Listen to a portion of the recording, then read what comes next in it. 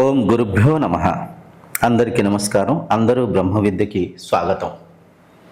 మనం కేనో ఉపనిషత్తుని మాధ్యమంగా చేసుకొని మన ఆత్మతత్వాన్ని తెలుసుకోవడానికి ప్రయత్నిస్తున్నాం.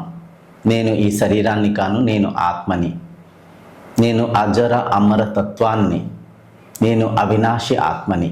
ఈ సత్యాన్ని తెలుసుకోవడానికి మనం ప్రయత్నిస్తున్నాం.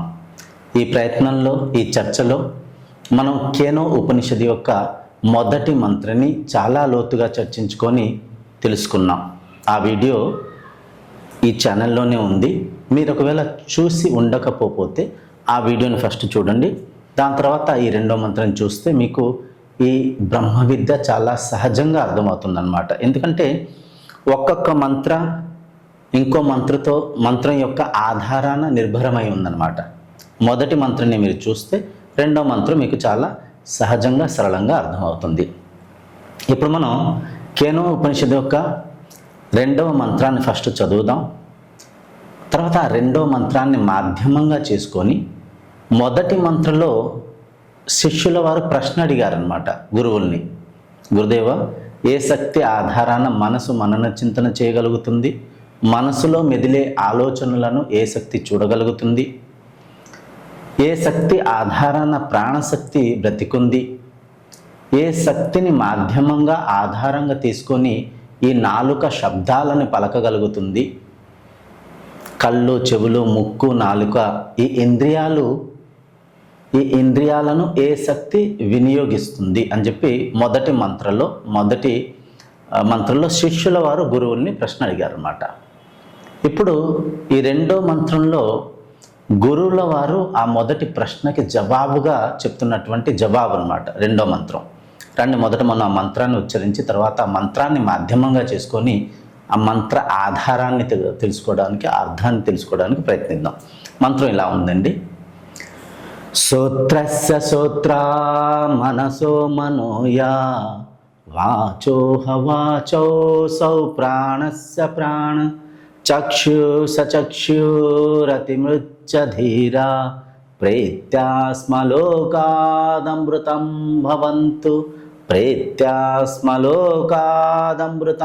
భవంతు శ్రోత్రస్య శ్రోత్ర మనసో మనోయ వాచోహ వాచో సౌ ప్రాణస్య ప్రాణ చక్షుషచక్షురతిమృచ్చధీరా ప్రేత్యాస్మలోకాదమృతం భవంతు.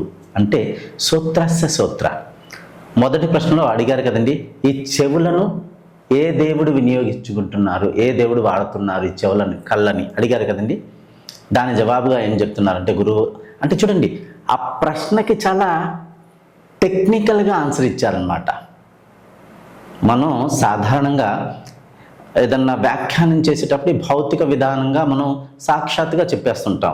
ఇక్కడ వచ్చేసి బ్రహ్మ విద్య చాలా సూక్ష్మమైనది, చాలా లోతైనది.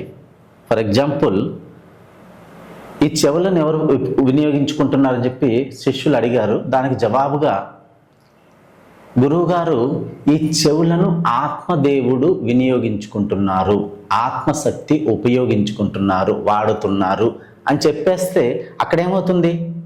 శిష్యుడు ఆత్మని ఏదో ఆకారంగా ఊహించుకునే సంభావన ఉంది. అర్థమవుతుందా మీకు? నేను ఆత్మ వినియోగించుకుంటుంది చెవులని, ఆత్మ వినియోగించుకుంటుంది కళ్ళని, ఆత్మ వినియోగించుకుంటుంది పంచ ఇంద్రియాలని, పంచ జ్ఞానేంద్రియాలని, పంచ కర్మేంద్రియాలని. ఈ 10 ఇంద్రియాలను ఆత్మదేవుడు వినియోగిస్తున్నారు, లేకపోతే ఆత్మదేవుడు ఉపయోగిస్తున్నారని చెప్పేసి మనం అన్నామనుకోండి. ఇక్కడ శిష్యుడి మనసులో ఆత్మని ఒక ఆకారం ఇచ్చే అవకాశం ఉందన్నమాట. ఆత్మదేవుడు అంటే ఎలా ఉంటారు? బహుశా ఇలా ఉంటారేమో. మనం టీవీలో చాలా ఎనిమేషన్లు చూస్తున్నాం. ఆత్మ అంటే ఏదో లైట్ లాంటిది, ఏదో చిన్న చిన్న డాట్గా చేసి ఆత్మని చూపించుంటారు. కొన్ని ఎనిమేషన్స్, కొన్ని ఎడిటింగ్స్ చేసి టీవీలో, సినిమాలో, సీరియల్స్లో ఆత్మని ఎక్కడి నుంచో గాలిలాగా వెళ్తున్నట్లు, ఏదో మెరుపు తీగలాగా చూపించున్నారండి. కాబట్టి ఇక్కడ ఆత్మ వినియోగిస్తుందంటే శిష్యుల వారు ఇంకో విధంగా అనుకోవచ్చు అనమాట. ఆత్మకి ఒక ఆకారం ఇచ్చేసి ఒక రంగు రూపాన ఊహించే అవకాశం ఉంది కాబట్టి చాలా టెక్నికల్గా జవాబు ఇచ్చారనమాట. ఏమన్నారంటే సూత్రస్య సూత్ర, అది చెవులకే చెవి, మనసో మనోయ, అది మనసుకే మనసు, వాచోహ వాచో, అది వాణి యొక్క వాణి, సౌ ప్రాణస్య ప్రాణ, అది ప్రాణం యొక్క ప్రాణం. అర్థమవుతుందా? మొదటి ప్రశ్నలో ఇంద్రియాలను ఎవరు వినియోగిస్తున్నారంటే అది ఇంద్రియాల యొక్క ఇంద్రుడు, ఇంద్రియాల యొక్క స్వామి, ఇంద్రియాల యొక్క అంటే చెవి యొక్క చెవి, కంటి యొక్క కళ్ళు, నాలుక యొక్క నాలుక, అంటే ఇంద్రియాల యొక్క అంటే ఇంద్రియాల కంటే భిన్నంగా ఒక శక్తి ఉంది. ఆ శక్తి ఆత్మ. కానీ ఆ శక్తికి మనం ఒక రూపం ఇచ్చేసి, ఒక నామం పెట్టేసి, ఆ శక్తికి ఒక గుణదోషాలను మనం చేర్చి, అంటే దానికి ఆ శక్తికి మనం ఒక పేరు పెట్టేసామనుకోండి, ఒక వర్ణన, ఒక రూపం ఇచ్చామనుకోండి, ఆ శక్తి ద్రష్టగా ఉండదండి, అది దృశ్యంగా మారిపోతుంది. చాలా జాగ్రత్తగా గ్రహించాలి ఈ విషయాన్ని. మనం దేన్నైతే ఇంద్రియాల మాధ్యమంగా అనుభవిస్తున్నామో, మనం ఏ శక్తినైతే మనసు మాధ్యమంగా మనన చింతన చేయగలుగుతున్నామో, ఇదంతా దృశ్యం అన్నమాట, ఇదంతా వస్తువు అన్నమాట, ఇదంతా ఒక పదార్థం అన్నమాట, ఇదంతా ఒక భౌతిక వస్తు పదార్థాలు. వీటికి ఒక సమయ అవధి, ఒక ఆకారము, ఒక పరిధి ఉందండి. పరిధి అర్థమవుతుందా మీకు? మీకు ఒక మామిడి పండు అంటే దానికి ఒక ఆకారం, దానికి ఒక సమయం. మామిడి పండు ఈరోజు కాసింది, ఈరోజు రాలిపోతుంది, దాని పరిధి ఇంతే, ఇంతది ఆ కాయ. మామిడికాయ దగ్గర మీరు ఏదైనా పెట్టుకోండి, ఈ మన పృథివీ, మన ఇది భూలోకం ఏదైతే ఉందో, మన భూమిని మీరు, ఎర్త్ని మీరు ఆ మామిడికాయ దగ్గర పెట్టుకోండి. ఎర్త్ కూడా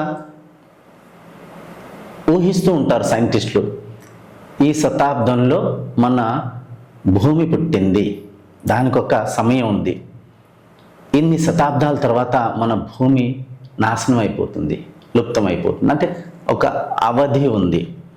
భూమి ఎంత అంటే ఇన్ని చదరపు కిలోమీటర్లు, ఇంత స్పేస్లో అది ఆక్యుపై చేస్తుంది, అంటే ఒక పరిధి ఉంది. కాబట్టి ఆత్మ అనంతం అన్నమాట. ఆత్మని సనాతనం అన్నారు. సనాతనం అంటే దేనికైతే జన్మ లేదో, దేనికైతే మృత్యు లేదో, దేన్నైతే మనం కొలవలేమో, దేన్నైతే మనం అంచనా వేయలేమో, అలాంటి గొప్పదైనటువంటి శక్తి ఆత్మ. కాబట్టి ఇక్కడ గురువుల వారు టెక్నికల్గా జవాబిచ్చారనమాట. చాలా తాత్వికంగా అర్థమయ్యేటట్లు చెప్పారనమాట శిష్యుల్ని. ఆత్మ అని చెప్పేసి ఆ శబ్దాన్ని వినియోగించలేదు. ఆ శబ్దాన్ని వినియోగిస్తే మళ్ళా శిష్యులు వేరే విధంగా ఊహిస్తారు. ఆత్మకు ఒక ఆకారం ఇచ్చేసి, మనసులో ఒక ఆకృతిని ఇచ్చేసి, ఊహాలోకంలో ఊహిస్తున్నామంటే మనం దేన్ని ఊహించగలం? వస్తువులని, భౌతిక పదార్థాలని. విషయాన్ని ఊహించడం కష్టం, వస్తువులను ఊహించడం సహజం. ద్రష్టని దృశ్యంగా చూడలేం కాబట్టి మనం ఆకార ఆకృతులలో మళ్ళా మరిచిపోతామనే ఉద్దేశంతో గురువుల వారు ఈ విధంగా జవాబిచ్చారు. సూత్రస్య సూత్ర, మనసో మనోయ, వాచోహ వాచో, సౌ ప్రాణస్య ప్రాణ, చక్షుష చక్షు అతిమృత్య ధీర, ప్రేత్యాస్మలోకాదమృతం భవంతు. అంటే చక్షుష చక్షు అంటే కళ్ళ యొక్క కన్ను, అది కళ్ళ ద్వారా చూస్తున్నటువంటి శక్తి. కంటి యొక్క కళ్ళు అనమాట. అంటే అదొక శక్తి, అదొక కంటి యొక్క ఆధారం అనవచ్చు మనం. కంటి యొక్క మనసు యొక్క ఆధారం అది. ఆ శక్తిని ఎవరైతే తెలుసుకున్నారో ఈ ప్రేతలోకంలో, ఈ మృత్యులోకంలో అమృతత్వాన్ని ప్రాప్తిస్తారు, అజరత్వాన్ని, అమరత్వాన్ని ప్రాప్తిస్తారు. అంటే చాలా లోతైన విషయం ఇక్కడ చెప్పబడుతుంది. మీరు ఆ ఆత్మని తెలుసుకుంటే మీరు ఈ విషయాన్ని కూడా గ్రహించుకోగలరు, తెలుసుకోగలరు. ఈ శరీరం చనిపోతుందండి. మృత్యు అనేది శరీరానికే, నాకైతే కాదు. నేను అమరతత్వాన్ని, నేను అజరతత్వాన్ని. అజరం అంటే నాకు జరాతత్వము లేదు, వృద్ధాప్యము లేదు, నాకు మృత్యు రాదు. అర్థమవుతుందా? ఆత్మని మీరు తెలుసుకుంటే మీరు అమృతత్వాన్ని ప్రాప్తించినట్లు, మీరు అమరత్వాన్ని ప్రాప్తించినట్లు మీరు అమరులైపోతారు. అమరులైపోతున్నారంటే మీరు అమరులుగానే ఉన్నారు, కానీ జ్ఞానం యొక్క అభావంతో, అవిద్యలో మీరు మిమ్మల్ని ఈ శరీరంగా గుర్తించడం వల్ల శరీరం యొక్క మృత్యువుని మీ మృత్యువుగా భావిస్తూ మనసులో ఉన్నటువంటి దుఃఖాన్ని, కష్టాన్ని మీ కష్టంగా, మీ దుఃఖంగా మీరు ఊహిస్తూ అనవసరంగా బాధపడుతున్నారు, అనవసరంగా భయపడుతున్నారు. చాలా సూక్ష్మమైన విషయం. ఇక్కడ గురువుల వారు జవాబు ఏమిచ్చారంటే, శ్రోత్రస్య శ్రోత్ర, అది చెవి యొక్క చెవి, మనసో మనోయ, అది మనసు యొక్క మనసు, వాచోహ వాచం, అది నాలుక యొక్క నాలుక, సౌ ప్రాణస్య ప్రాణం, అది ప్రాణం యొక్క ప్రాణం, చక్షుష చక్షు అతిమృత్య ధీర, అది కంటి యొక్క కళ్ళు. ఏ ధీపురుషుడైతే, ఏ సాధకుడైతే, ధీపురుషుడు అంటే బుద్ధి జ్ఞానము, సూక్ష్మ జ్ఞానము, ఆత్మజ్ఞానము, వివేకం ఉన్నటువంటి సాధకుడు ధీపురుషుడు. ధీపురుషుడు అంటే ఎవరు? ఆత్మజ్ఞాని, బ్రహ్మజ్ఞాని, బ్రహ్మ విద్య మాధ్యమంగా స్వయాన్ని సాక్షాత్తు తెలుసుకున్నటువంటి ఋషి, ముని, సాధకుడు అన్నమాట. ఆ సాధకుడు ఈ ప్రేతలోకంలో, ఈ మృత్యులోకంలో అమృతత్వాన్ని, అమరత్వాన్ని, అజరత్వాన్ని ప్రాప్తిస్తారు అని చెప్పారన్నమాట.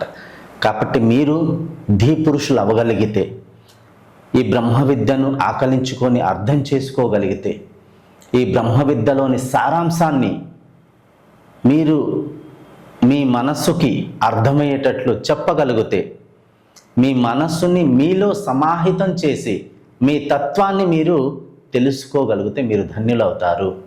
మీరు అమృతత్వాన్ని, అజరత్వాన్ని, అమరత్వాన్ని ప్రాప్తిస్తారు.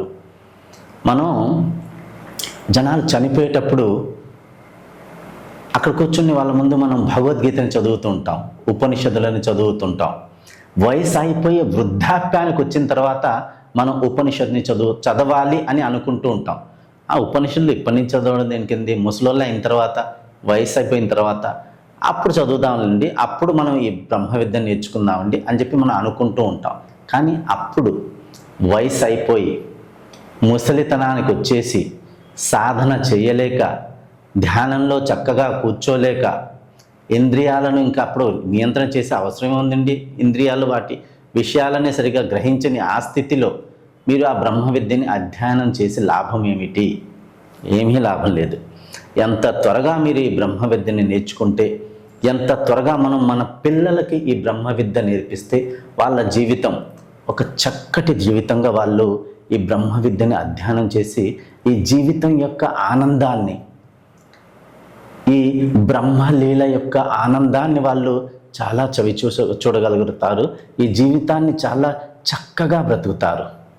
జీవితాన్ని బ్రతికే ఒక కళని మనం వాళ్ళకి నేర్పించినట్లు అవుతుంది. కాబట్టి 8 ఏళ్ల వయసు నుంచే మనం ఈ బ్రహ్మ విద్యని నేర్చుకోగలం. కాబట్టి మీరు దయచేసి మీ పిల్లలకు ఈ విద్యని నేర్పించండి. చనిపోతూ పోతూ ఈ విద్యని నేర్చుకోవడం కష్టం. వయసు అయిపోయిన తర్వాత చనిపోయేటప్పుడు వాళ్ళ చెవుల దగ్గర మనం ఈ బ్రహ్మ విద్యని వాళ్ళకి చెప్తే వాళ్ళు పాపం ఏం నేర్చుకుంటారు? ఆ పీడలో, ఆ బాధలో, ఆ రోగంతో బాధపడుతూ ఆ రోగికి మనం బ్రహ్మ విద్యని నేర్పించగలమా? అసంభవం. కాబట్టి చిన్నప్పటి నుంచే ఈ విద్యని మనం పిల్లలకి నేర్పిస్తే పిల్లలకు మంచి సంస్కారం వస్తుంది. పిల్లలు వాళ్ళ ఇంద్రియాలను నియంత్రణలో పెట్టుకుంటారు, బ్రహ్మచర్యాన్ని ఆచరణ చేస్తారు, అడ్డమైన తిండి తినరు, అనవసరమైన లవ్ అని చెప్పేసి ఇల్లు వదిలేసి బయటికి ఎక్కడికో పారిపోరు, అమ్మా నాన్నలని చులకనగా చూసి వృద్ధాశ్రమంలో వదిలి రారు. చాలా లాభాలు ఉన్నాయి. బ్రహ్మజ్ఞాని ఎవరైతే బ్రహ్మ విద్యని నేర్చుకున్న ఒక శిష్యువు, యువకుడై విద్యాభ్యాసం చేసి ఒక కలెక్టర్ అయితే ఆ జిల్లాలో ఉన్న అందరికీ మంచి సదుపాయం, మంచి సేవ చేయాలనే సేవాభావంతో, కర్తవ్య భావంతో ఆ కలెక్టర్ వృత్తిని నిర్వహిస్తాడు. ఒక బ్రహ్మజ్ఞాని ముఖ్యమంత్రి అయితే, ప్రధానమంత్రి అయితే, రాష్ట్రపతి అయితే, అతని నియంత్రణలో ఉన్న ప్రత్యేక ప్రజ యొక్క శ్రేయోభిలాషిగా అందరి యొక్క ఆనందాన్ని, ఆరోగ్యాన్ని కోరుకుంటూ ప్రతి ఒక్క పథకాన్ని వాళ్ళు ఆవిష్కరిస్తారన్నమాట. కాబట్టి బ్రహ్మ విద్య చాలా అమూల్యమైనది. ఈరోజు రెండో మంత్రాన్ని మనం ఇక్కడితో ముగిద్దాం. రెండో మంత్రంలో మీరు తెలుసుకున్నారు, గురువుల వారు చెప్పారనమాట. కానీ కొంచెం టెక్నికల్ చెప్పారు. కళ్ళను చూస్తున్నటువంటి శక్తి కంటి కంటే వేరుగా ఉంది.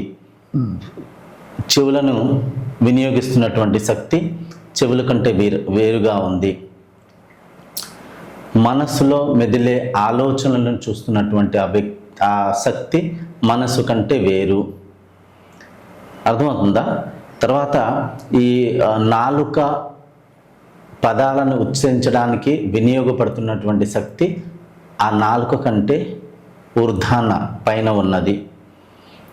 ఈ విధంగా టెక్నికల్ చెప్పారు. వచ్చే మంత్రంలో ఇంకొంచెం వ్యాఖ్యానించి చిన్న చిన్నగా చెప్తారనమాట. కలుద్దాం వచ్చే వీడియోలో. కేనో ఉపనిషత్తు యొక్క 3వ మంత్రాన్ని మనం తెలుసుకోవడానికి ప్రయత్నిద్దాం. అంతవరకు సెలవు. ఓం శాంతిర్భవతు.